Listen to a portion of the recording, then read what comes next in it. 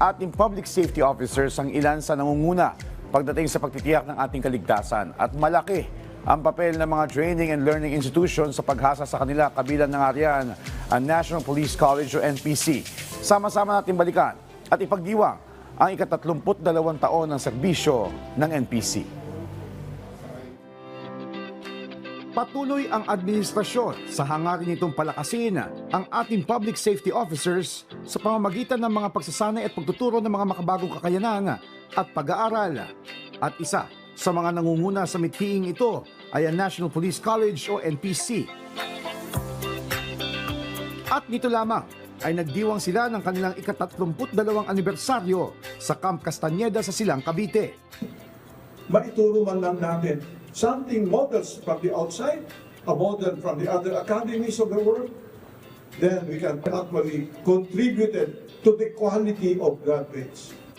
Sa nasabing pagdiriwang, kinilala ang kanilang mga katuwang sa pagsisiguro na maituro at maibigay ang pinakamainam na kaalaman sa ating mga public safety officers, tulad ng Commission on Human Rights o CHR at marami pang iba. Gayon din, binigyang parangal ang mga natatanging empleyado ng NPC, maging drivers at security guard nito. Isang patunay na walang imposibleng makamit na hangarin basta ang lahat ay nagtutulungan. While you were giving the awards, wow, this is what we should be doing.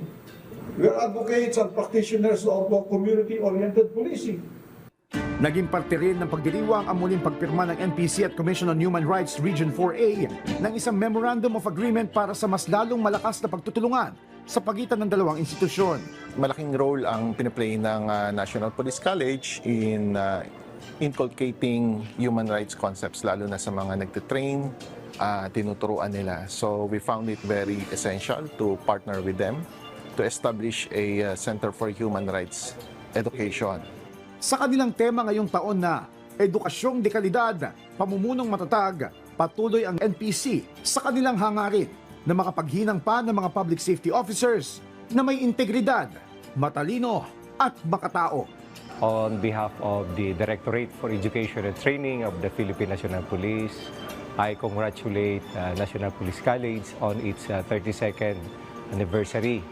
Happy 32nd anniversary, National Police College!